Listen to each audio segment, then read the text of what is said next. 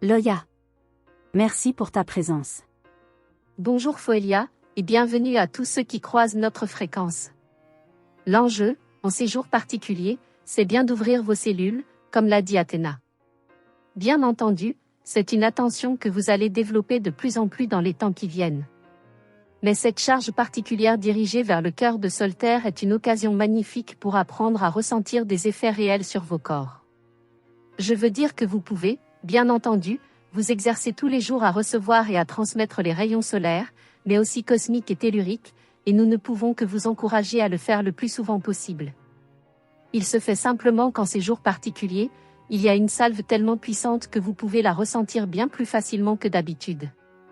Ceux d'entre vous qui ont engagé un travail avec les énergies, ceux d'entre vous qui s'intéressent à développer leur sensibilité à ces niveaux plus subtils, sont parfois découragés de mettre beaucoup d'ardeur dans leur quête et de ne pas en voir les fruits.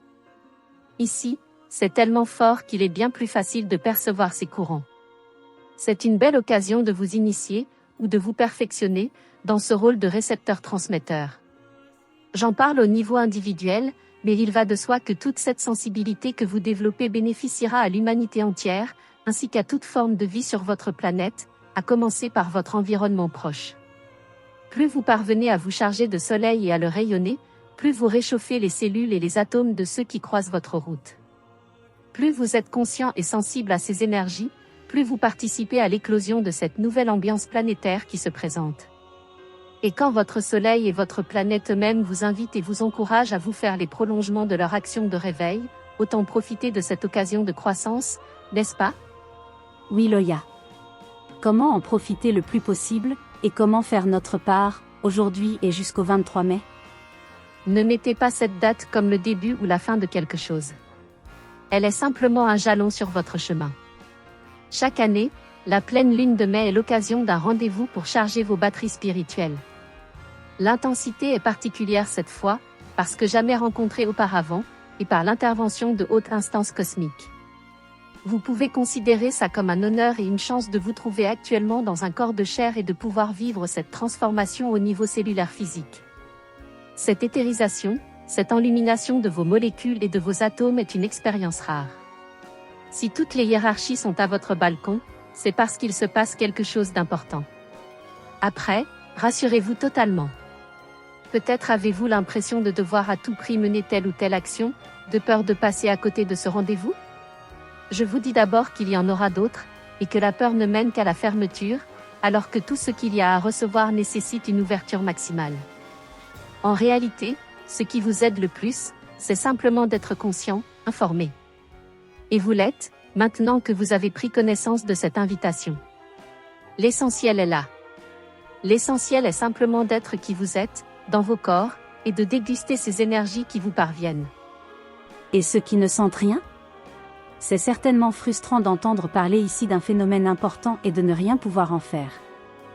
Oui, c'est une frustration qui vous vient du fait de vouloir faire, justement. C'est une résistance de votre ego, qui a appris dans vos sociétés qu'il devait tout contrôler et qu'il n'avait du mérite qu'en faisant des choses. C'est à regarder avec amour et humour, pas sérieusement.